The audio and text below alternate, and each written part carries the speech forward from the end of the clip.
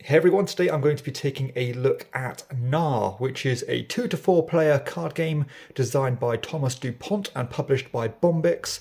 This one takes around 30 minutes to play and accommodates 2 to 4 players. Now before I get started on my thoughts on Knarr, I want to give a shout out to the show sponsor KIENDA.co.uk, who are my go-to online retailer, and if you use the link in the show notes or the QR code, then you can get 5% off your first order. Okay, so Knarr is going to look like this when it is set up. You've got this small board in the center here, which is mainly just for admin, such as recording your victory points, as well as this track here, which you're going to be trying to climb and generate your passive points. And you also have a little placeholder for all the different cards here, which is quite relevant when it comes to the drafting portion of the game. And there's going to be 5 cards on display at all times, which is going to be the pool where you can draft from. And you can see above the board you have these kind of cargo ships, which you are basically trying to collect cards in order to cash them in to generate you instant points or instant abilities, as well as giving you the other option to get points in different ways, which will become relevant later. There's a big deck of character cards, which is going to replenish the characters from the character row here. Each player is going to start with 2 different cards on their little tableau. Each player is also going to have their own little ship that looks like this, which is simply to record how many of these different helmets and these little bangles that you have. You can only ever have a maximum of 3 of each of these as they slot into these little divots here. And I should say that these boats are double-sided, so you can play with a side that's all the same, or if you flip it the other way around, you've got a slightly asymmetric little setup there. And every player is also going to have 3 cards in their hand to start with, which they can play. So the objective of the game is to get to 40 points, so it's somewhat of a racing game, and if 2 players get to 40 points on the same round, it'll be whoever's crossed the line the furthest, and if there's still a tiebreak, then you're going to go to who has the most remaining of these helmets and bangles. Now on each player's turn, you're going to have one of 2 options to do, one of which is to play a card from your hand. So without much rhyme or reason, let's say I chose to play this yellow card here. Now, because I already have a yellow card displayed in front of me, I'm going to play this one and overlap the existing card and trigger every card that I already have of that color. So in this example, I'm going to get this kind of loot symbol, which means that I climb 1 space up this track like so. And the second one here basically means that I'm going to get a victory point. Now there are several other symbols. Number 1 is going to be this one here, which gets me one of these helmet symbols, which again I'll explain the relevancy of later. And there's also ones with a bangle on like this. Now after you've played your card, again I played a yellow card, I'm going to have a look at the main display here and take the card beneath that yellow symbol. So because I played a yellow card, I'm going to end up taking this card into my hand for future plays, and then I'm going to replenish the pool like so. Now the second option you can do on your turn is to take one of these Knarr cards here, and when you do that you are simply going to have a look at the requirements. So let's just use this one as an example. This one requires 3 different types of cards, and you can see that a lot of the different ones require very specific types, but to keep it simple, let's use this one.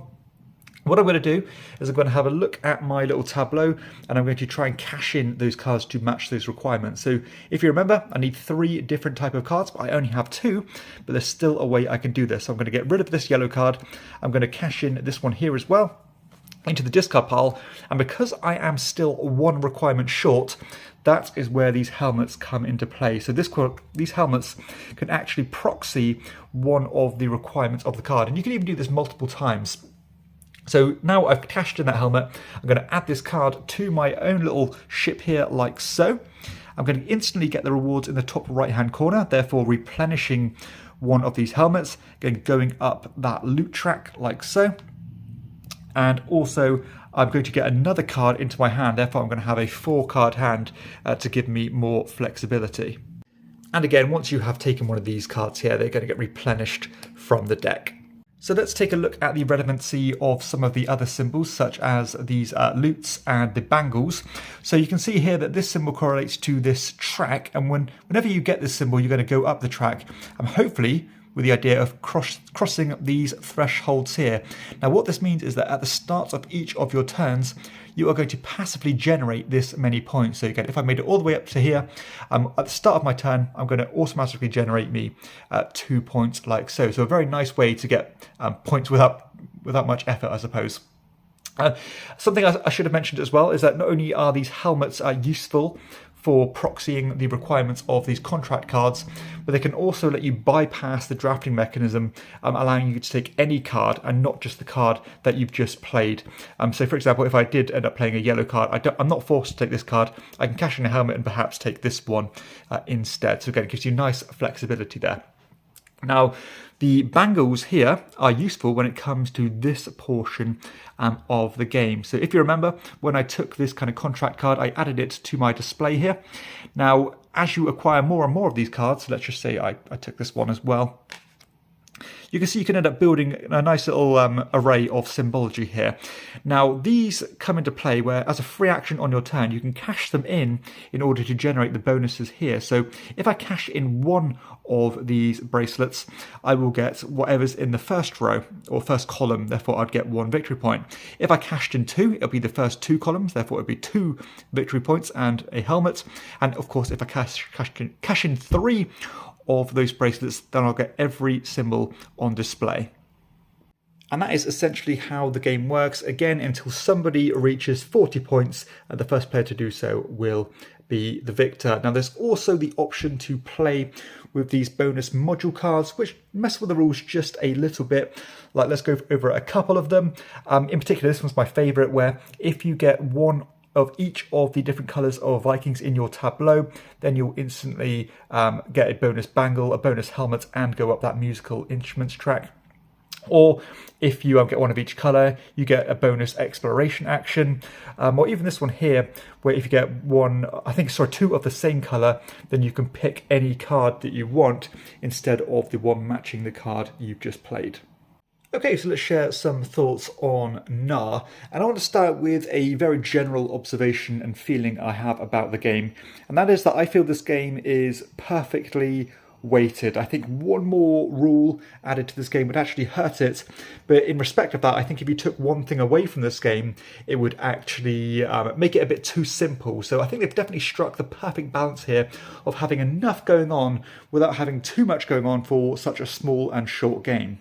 I really enjoy the forward planning you have to consider when actually playing the cards in the first place, because that is going to correlate to the next card that you're adding to your hand. Of course, you can bypass that by cashing in these helmets, but it does add that extra very small wrinkle into the gameplay that makes you think twice about the card you're playing. It actually reminds me of a game called Stella, which is a fantastic 2-player game that uses a similar mechanism, and you rarely see that in board gaming. So I definitely like that extra little consideration without the overhead of making it too complex.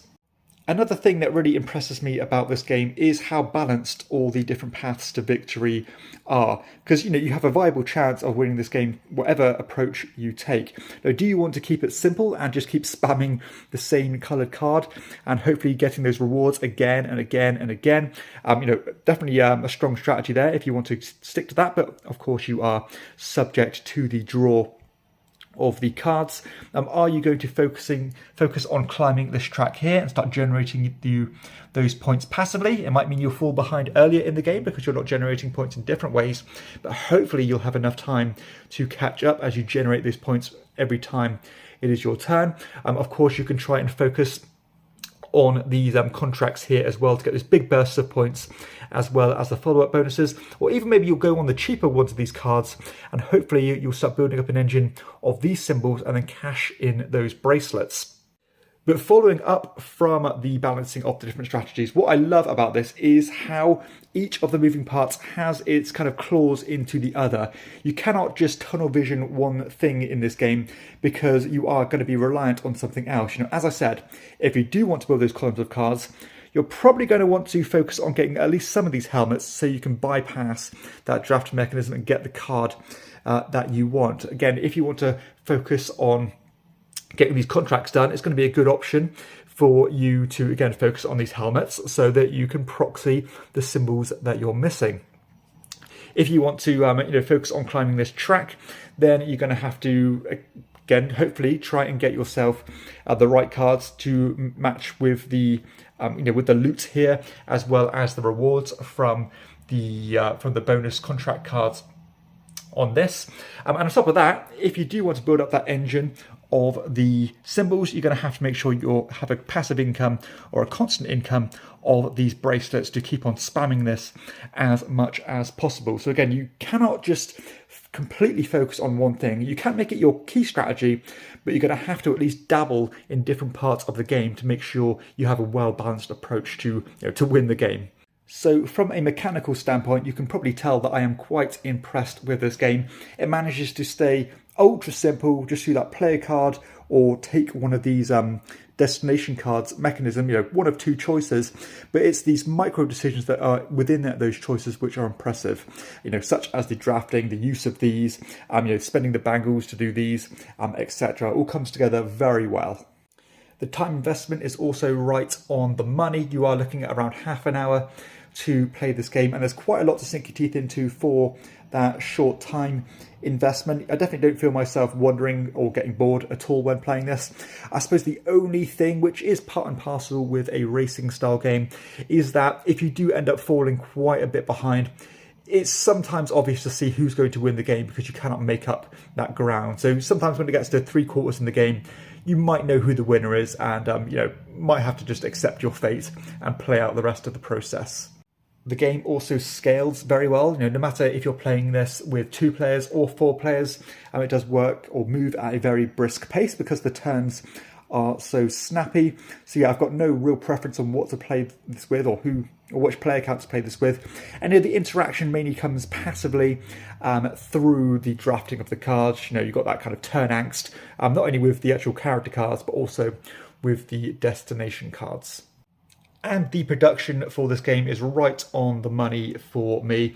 Now, this is quite an affordable game, and everything is done to a very high standard. You've got these larger than average linen finished cards, and you can see the artwork on these cards is quite spectacular and kind of my perfect style, really. I love this kind of detailed cartoony art. It really pops. Good iconography. There's only a few symbols, but they're all very obvious on what they are and what they do. And if you're colorblind, like I am, it's got the extra color coding as well for ease of play. All comes in a nice small box, and the cards even come in these nice little tuck boxes to fit in the main box as well. Just for that extra level of quality there. So yeah, I absolutely think this game is produced to perfection, and I don't have any criticisms really, maybe except for one thing. The little track here is a little bit too cluttered. It would be nice if this was just a straight track all the way across the board here, just for simplicity's sake, but that is a very minor nitpick. Okay, so let's share some final thoughts on Knarr. And boy oh boy do I like this game. This is so much fun, and probably one of the best examples in my collection for game length to depth ratio.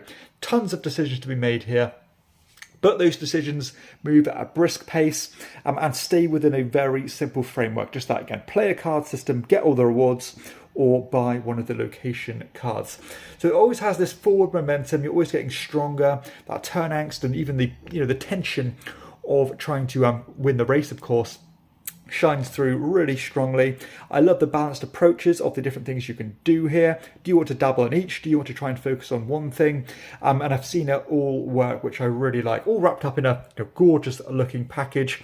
And yeah, I love to stress how simple the game is with these extra little wrinkles and nuances.